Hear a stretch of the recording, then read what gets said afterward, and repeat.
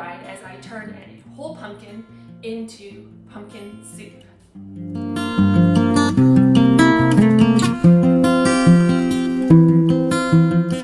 Hello and welcome to Elderberry by Elizabeth. My name is Elizabeth, and every week I share with you seasonal recipes using nutritious foods, common garden herbs, and seasonal ingredients. I hope you enjoy today's video.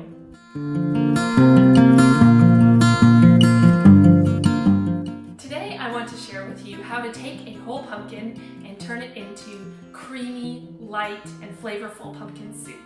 This is one of my favorite seasonal recipes because not only does it use a pumpkin, which of course is easy to find right now at supermarkets and grocery stores, but it also can be adapted to use other cold weather crops like turnips and carrots and other kinds of squash. So come with me and let's start cooking. Look at that, Jordan. There's stuff in there. Yeah. What's in there? Some stuff. Oh. You want to eat that? I guess it's okay. I guess it's okay.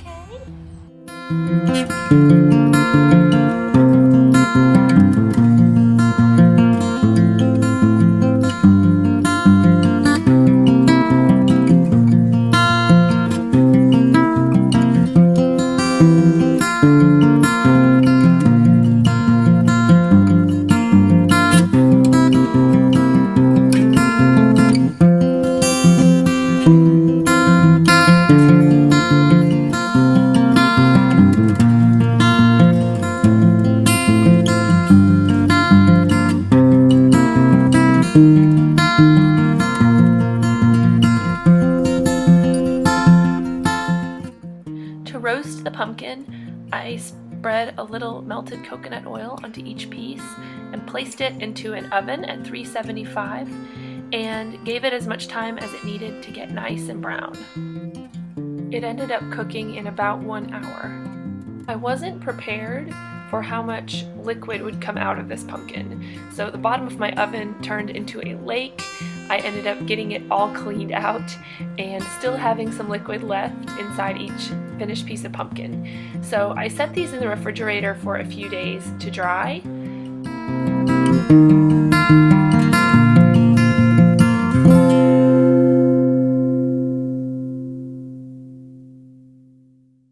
On soup making day, I started some butter melting in the bottom of my Instant Pot. You don't have to use butter, you could use coconut oil to make this totally dairy-free. Then I chopped some ginger and garlic, added it into the fat, and let it cook until it turned soft.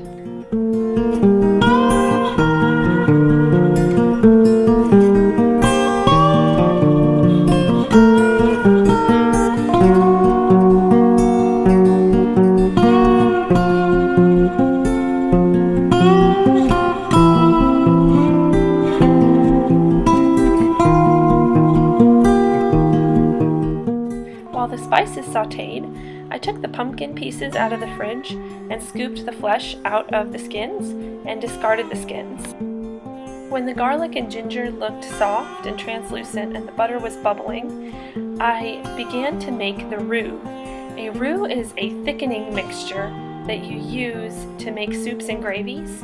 In this case, I wanted it to be gluten-free, so I used oat flour, gluten-free oat flour, and I added 2 tablespoons into the Instant Pot. The rule of thumb for roux that I know of is you add equal amounts of the fat and the flour. So I added about 2 tablespoons of butter at the beginning, so I added 2 tablespoons of the flour to make the thickener. Seasoning for pumpkin soup is totally up to your taste. For this batch, I added some basil, some parsley, and a little pinch of tarragon. This was just to make a more garden spice flavored soup, but if you want to add yellow curry powder, that also makes a very delicious pumpkin soup. To the roux, I added 2 cups of the bone broth and whisked it much like you would do with gravy. Once it had visibly thickened and was at a rolling boil, I added 6 cups of the roasted pumpkin and then 2 more cups of bone broth.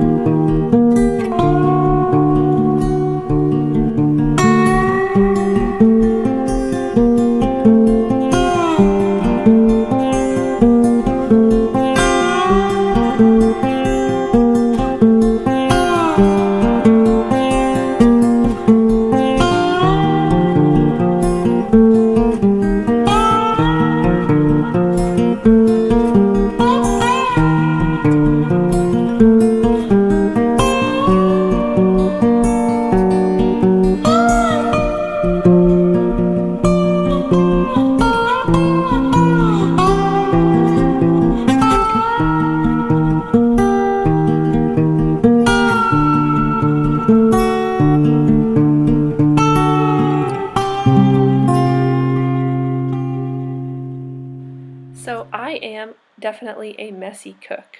So while my soup was heating up, I was scurrying around trying to rescue the craziness that my kitchen had turned into.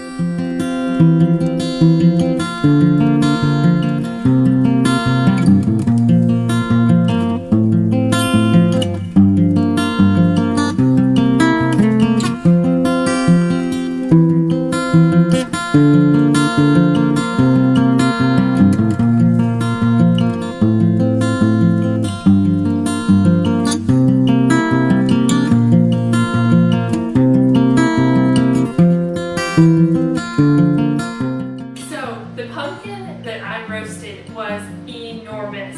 So after a batch of pumpkin soup where I put in 6 cups of the roasted pumpkin, here's how much I have left. What I'm going to do is I'm going to pour off the extra liquid that's in there, and I'm going to immersion blend this along with my pumpkin soup, and then this I'm going to put into the freezer and pull it out for future recipes.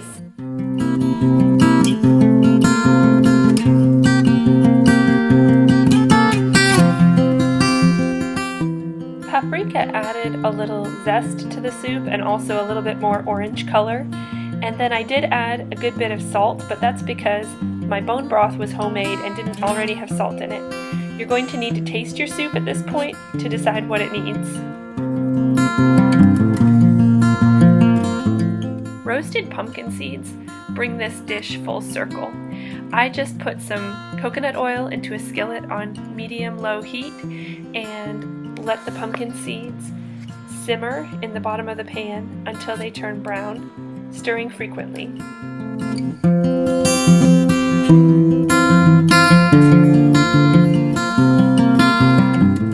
Other favorite toppings are Greek yogurt or dairy-free sour cream, a squeeze of lime juice, and a handful of fresh chopped cilantro.